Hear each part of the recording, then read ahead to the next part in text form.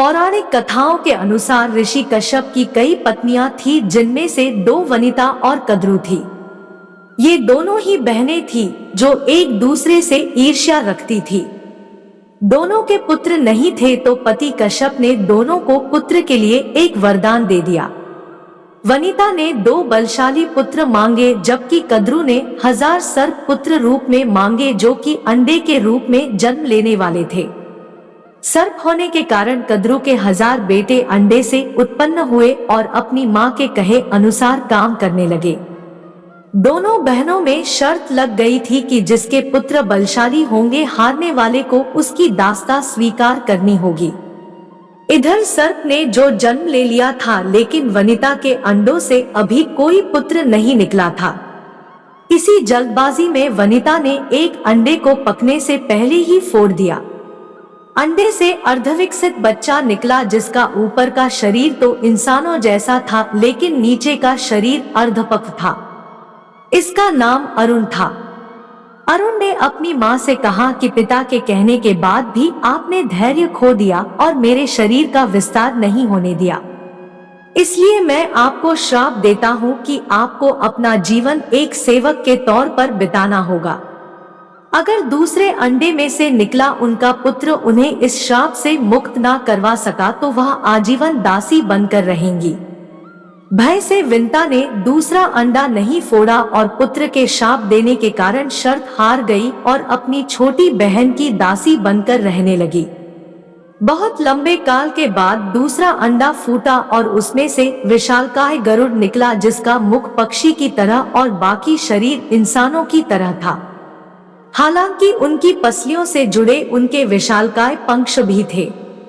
जब गरुड़ को यह पता चला कि उनकी माता तो उनकी ही बहन की दासी है और क्यों है यह भी पता चला, तो उन्होंने अपनी मौसी और सर्पों से इस दासत्व से मुक्ति के लिए उन्होंने शर्त पूछी।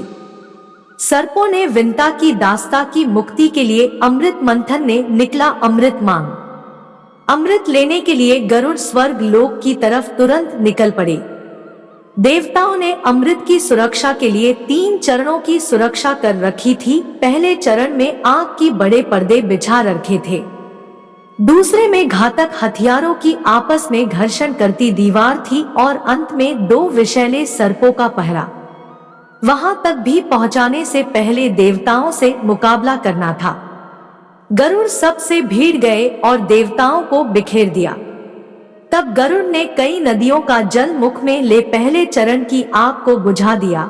अगले पथ में गरुड़ ने अपना रूप इतना छोटा कर लिया कि कोई भी हथियार उनका कुछ न बिगाड़ सका और सांपों को अपने दोनों पंजों में पकड़कर उन्होंने अपने मुंह से अमृत कलश उठा लिया और धरती की ओर चल पड़े।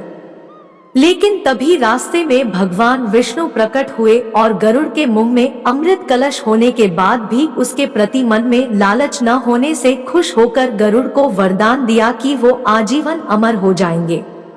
तब गरुड़ ने भी भगवान को एक वरदान मांगने के लिए बोला तो भगवान ने उन्हें अपनी सवारी बनने का वरदान मांगा। इंद्र ने भी गरुड़ को वरदान दिया कि वो सांपों को भोजन रूप में खा सकेगा। इस पर गरुड़ ने भी अमृत सकुशल वापसी का वादा किया। अंत में गरुड़ ने सर्पों को अमृत सौंप दिया और भूमि पर रख कर कहा कि यह रहा अमृत कलश। मैंने यहाँ इसे लाने का अपना वादा पूरा किया और अब यह आपके सुपुर्द हुआ, लेकिन इसे पीने के आप सभी स्नान करें तो अच्छा होगा। जब वे सभी सर्प स्नान करने गए तभी वहां अचानक से भगवान इंद्र पहुंचे और अमृत कलश को वापस ले गए। लेकिन कुछ बूंदें भूमि पर गिर गई जो घास पर ठहर गई थी। सर्प उन बूंदों पर झपट पड़े, लेकिन उनके हाथ कुछ न लगा। इस तरह गरुड़ की शर्त भी पूरी हो गई और सर्पों को अमृत भी नहीं मिला। दोस्तों, वीडियो अच्छा लगा हो तो वीडियो को लाइक और शेयर करें और ऐसे ही वीडियो देखने के लिए हमारे चैनल को जरूर सब्सक्राइब कर ले। धन्यवाद।